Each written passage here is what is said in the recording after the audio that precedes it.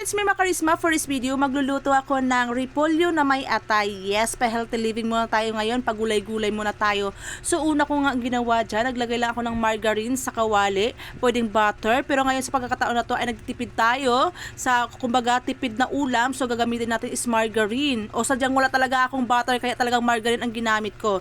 Ginisa ko lang ang sibuyas, bawang hanggang sa lumabas yung aroma. At pagkatapos yan, inilagay ko ang atay ng manok na naka-marinated siya ng toyo at saka paminta at saka nilagyan ko ng konting cornstarch. So ayan, tatakpan lamang nito ng 3 to 5 minutes. So ayan na nga, hindi lang yan 5 minutes kasi nakipagchismisan sa kapitbahay. So ayan, muntuikan pa masunog, pero dapat 5 minutes, 3 to 5 minutes lang. At pwede nyo itong tanggalin sa kawali para hindi maglasog-lasog ang inyong atay ng manok.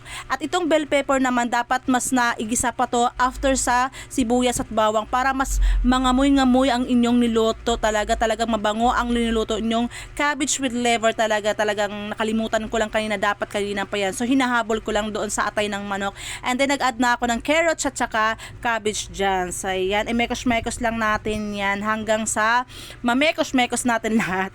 So ayan na nga, nag-add na ako ng toyo at saka nor seasoning. Pwede kayo mag-add dyan ng oyster sauce o kaya magic sarap. Ayan, nag-add din ako ng magic sarap. Then paminta, nag-add pa ako na kasi nakulangan ako. Depende sa inyo kung anong panlasa. Pwede rin kayo mag-add ng konting sugar to balance sa maalat kasi may toyo siya konti. Kaya kayo na bahala, magtansya-tansya kung gaano nakasarap. Nakasing sarap ko, yun na yun. Pasok na pasok na. Kasi pagluluto, depende naman kasi sa panlasa natin. Kung saan kayo nasarapan, doon kayo. Wag na kayo maghanap ng iba. So there you go. Ayan na nga ang ating cabbage with liver. Ayan na, napakasarap na yan. Sinasabi ko sa'yo, pwede nyo yung papakin, pwede nyo yung ulamin, at depende sa inyo kung paano nyo ito kainin. Kaya gayahin nyo na!